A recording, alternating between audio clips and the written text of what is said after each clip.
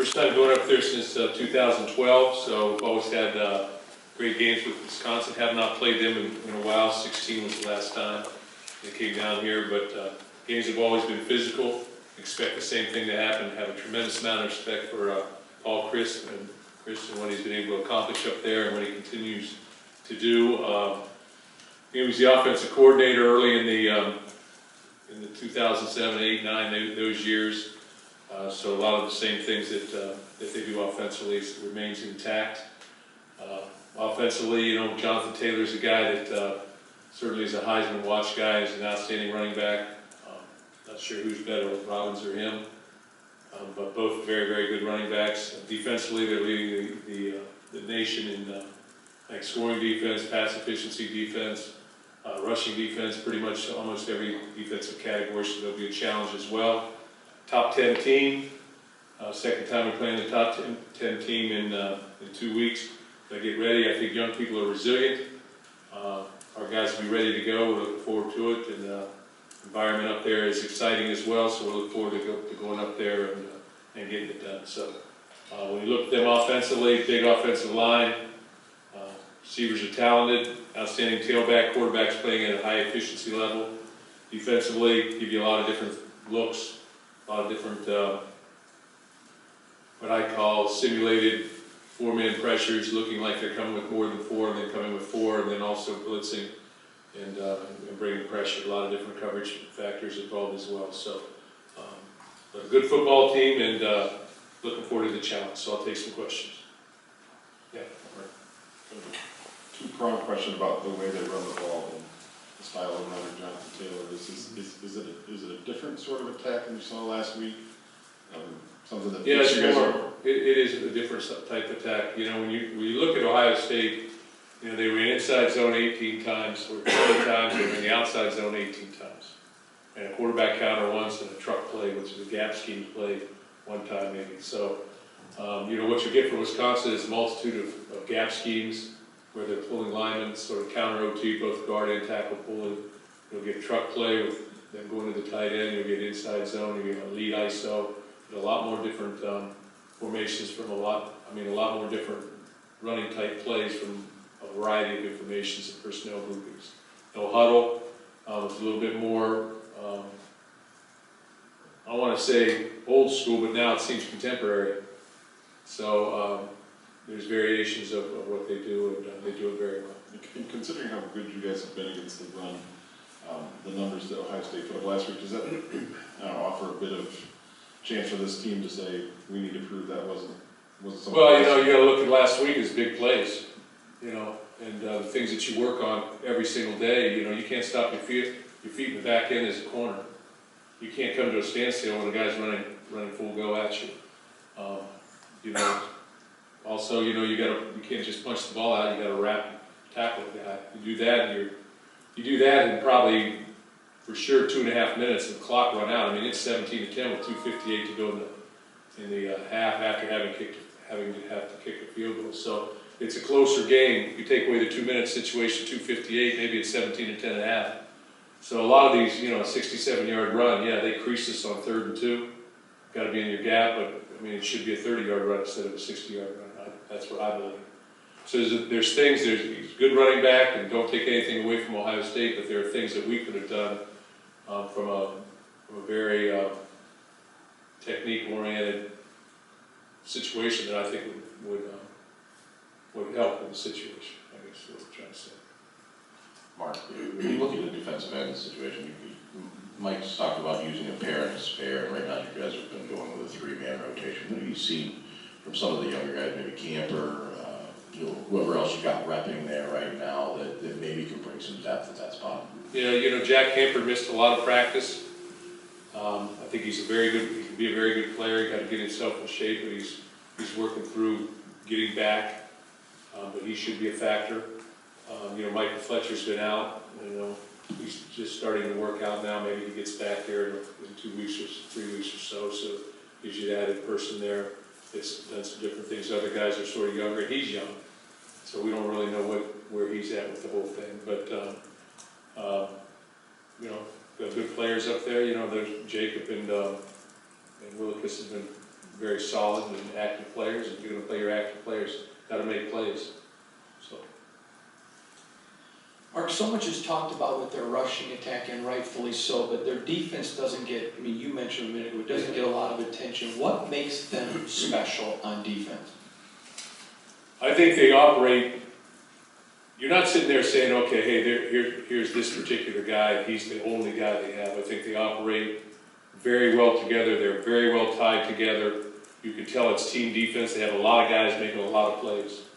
And they're bringing people from every direction at times, and you know, they're tough to say, okay, where's the pressure coming from? So you've got to be able to designate that, and you got to block them up.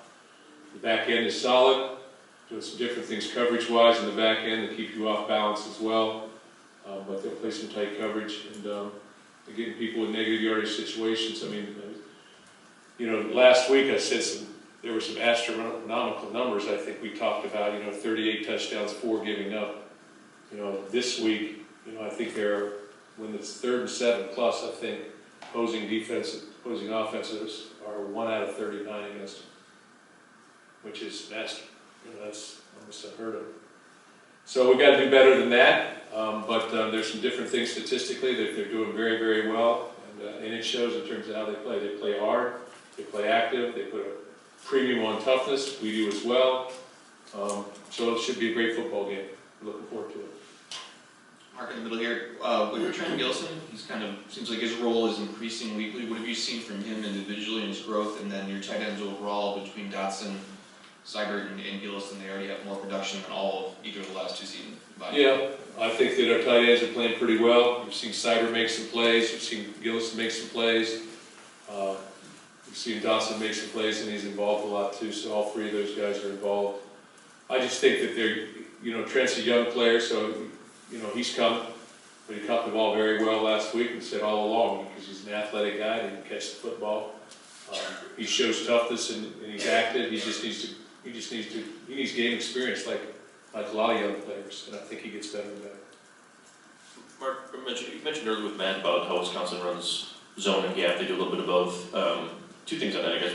As a defensive coach, what would you rather see schematically? What's easier, maybe? Well, you know, when we were doing all that, you know, my idea was that you do it out of so many different formations, it's hard to see it all in practice.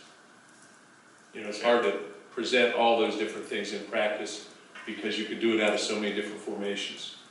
And so that was a positive. From a negative standpoint, you know, you have to have the people to do it as well. So, you know, when we used to do that, and you know, we were effective with Javon Ringer. I mean, that was pretty much the Javon Ringer years, and really Edwin Baker and Le'Veon Bell years. And then we sort of went away from that a little bit, you know, in the 2013, 14, those type of things. We found a way to do some different things. So it's a combination of which would I rather, you know, which would I rather defend, or which would I rather use. I want to be productive, and I want to defend. I want to be, you know, I want to defend well. Well, and then also, It's difficult. as an offense, it's difficult to run both effectively, right? I mean, you speak to them a little bit about how, I mean, Wisconsin's pretty unique in that sense. Yeah, Wisconsin's pretty unique in that respect, but they also will get in you know, 3 wide receiver sets and pass the ball. The quarterback's been very consistent and efficient in what he's done and what they ask him to do. Mark, I want to ask about Matt Coughlin. I know you said if the game is still your guy, you want to go.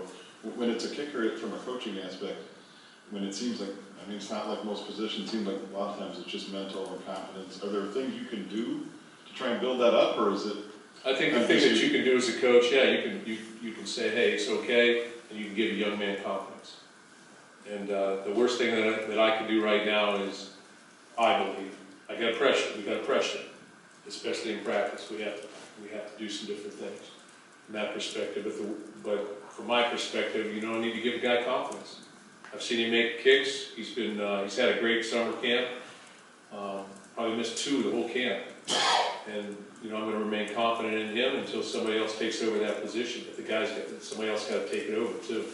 And that's another part of this stick. But I believe he can go in and make the kicks, and that's what we're going to do. Do you look at if there's any kind of technique things that start to Thought he maybe raised his head up a couple times, maybe in past, but this past week, I don't think his head came up. Now, he got pressured. You know, if you got a guy that's 6'5", 265 or so in your face, it might bother you a little bit if you're right to the column or something. You know, so, just saying, you might not abbreviate, I don't know. So, but, you know, there's a lot of pressure. There's pressure out there for everybody. There's enough pressure out there to go around for everybody, whether you're a corner, making a play on a guy running down the field 100 miles an hour, you know, full throttle. But if he makes him cut back, the guys behind him are going to make the tackle.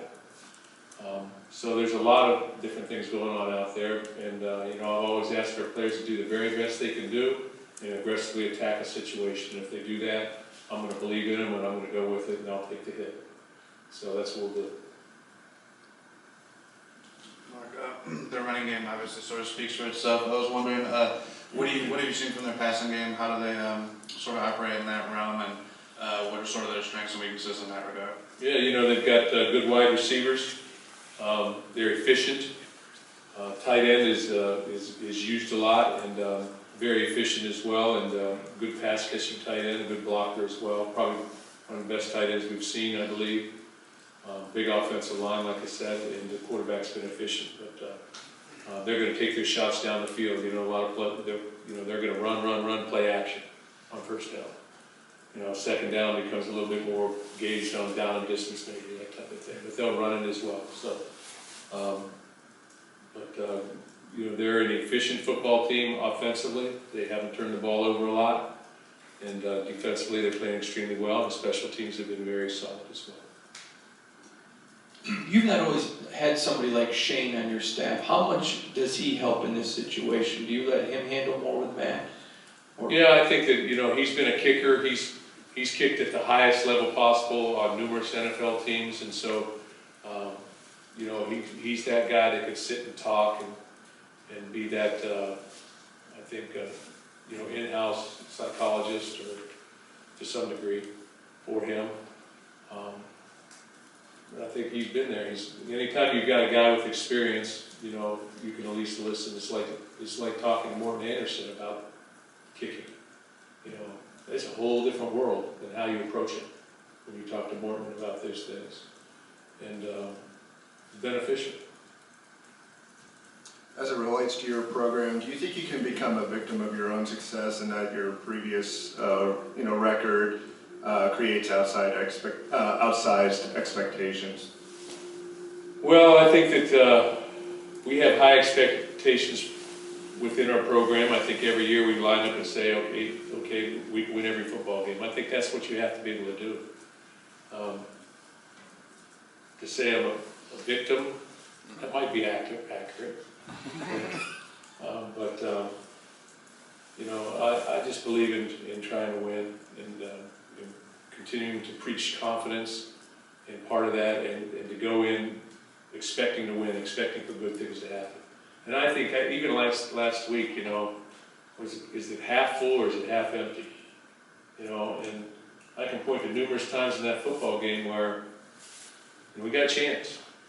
You know, you can look at all different types of scenarios. If you don't turn the ball over 2 times in the first 4 plays, what's the rest of the first half look like? You certainly don't have 2:58 on the clock. What if we had scored a touchdown rather than kicked a field goal? It would have been 17-14 at the half. So there's a lot of ifs and what ifs there that you can go through, and you can just sort of point towards things. Now, we had to play well. We had to play perfect. And we did not. But there's enough good there that you could point to say, hey, we're hanging there. We're competitive. You know, they got 16 yards in the first quarter. Now, the second quarter went very, very poorly. But there are some things that we could have done. Pretty much like after the game, I said, hey, there's some things that we could have done better and should do better. And there's some things that they did awful well. So it's a combination of both. But we're sort of hanging in there, hanging around. But we want to win every football game, and that's what we're going to try and do. And I think that we have the opportunity to do that. And when we've had our great years, our seniors have had their best years, and we've won the close games. We've won them. So, combination of those things. It's always tight. Games are always tight. Mark, how much do you relate to Wisconsin's program as somebody that can be similar to what you guys have been? And then also, what do you admire about and attribute to their continued success? Yeah, I see them as, you know, I've always said that there's certain teams that we wanted to emulate when I first came here. Iowa was one. You know, I think Wisconsin was one because they get it done with toughness. They get it done as a team-oriented. They do it the hard way to some respect, and I can appreciate those values. And I think they've always been very well coached. So I can respect that and point towards that and say, hey, this is how you get it done. Mark, two separate things here. The first one, going back to Coghlan, his misses have all come since Jude took over as long snapper. Is there anything there with that, either from a physical or just a mental standpoint from a kicker? I don't think so. I think the snaps have been good, all have been good, the holds have been good, the laces are up. Done a good job with those things. You know, you look at a couple of the kicks that he missed, well, he made them first. And then there was a penalty and he missed the second one, so there's a couple like that. But again, I just think it's very important to stay confident in him. It's a tough job. I mean, it's, you know, all eyes are on you. And easier said than done sometimes. I do think he's got to make it, but we're going to give him confidence. And the second thing, you're going back to Wisconsin for the first time since 2012. You don't have a lot of players from Wisconsin, but Noah's kind of developed into that third down guy in that package. I guess, what have you seen from him right now in that, and is he your middle linebacker of the future? Noah Harvey is an excellent athlete. He can run, he's explosive, he can jump. I think he plays a variety of positions for us. He's played money, he's played Mike, he's played our defensive end in the nickel situation, so he's on all the special teams. Jack Heinrich's also from the state of Wisconsin, so he'll be going back up there too. He's a young player, and he's a guy that I think has a very bright future. Are you good? Yeah, go ahead. Similar to Ohio State in a way, you've had some historic games, we'll call it, against Wisconsin specifically. Keith Nichols' pass comes to mind right off the top of my head. But when you win this series, how would you best describe Michigan State and Wisconsin? Tight games, physical games. First game up there in 07, you know, it was a tight game. We went back and forth. You know, here there's been last-second kicks and last-second wins. You know, the Hail Mary pass, as you said. So there's been the rocket pass. So a lot of close games and highly contested. You know, if we look at the playoff games, we look at the 2010 game, how we won it here, and then a playoff game, or the championship game. They've been to a lot of Big Ten championships. I think we've been to 3. So there's been a lot of that going back and forth. They've got great tradition there. They took a step back last year, 8-5, in their respect, and they've accelerated things. So we're looking forward to the challenge, as I said, and should be a great football game. We'll be ready to play.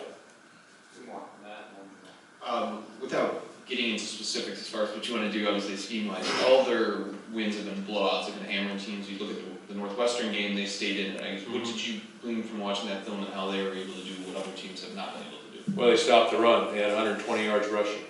So they played very well against the run, and they played well defensively, even though, you know, the game was, 24-9, and then Northwestern hit the one to get back close. But, you know, they played well. They stopped the run effectively, at least somewhat. And I think that's where it's got to start. You've got to be able to stop the run against these guys. So you got to be able to tackle in space and not let 23 get out the back door. Because, you know, he's a very good running back. He's a 10, 500-meter guy. So, you know, he can run. Mark, you said that your team knew they had to be perfect to beat Ohio State. Does that same pressure to be perfect exist this week against Wisconsin? How do your players respond to that pressure? Yeah, I guess you got to be perfect. You know, that's what you're trying to do every single game. You know, and I don't think we've played a complete game yet, so we continue to look for that. I don't know who does, but you keep trying to shoot for that. But you know, I've already talked about the things that they do extremely well. you can't go up to Wisconsin and turn the ball over in the first 4 plays. Now, I thought we overcame that and gave us a little lift actually at Ohio State because we overcame it, but you can't go do those type of things. You've got to control the ball, you've got to be able to have the ball security. Defensively, you got to stop the run, you can't give explosive plays, and you got to play well on special teams. But you got to go up there first and foremost with the belief that you're going to win, and that's as big as anything. And I think we'll have that. That's all good? Thank you.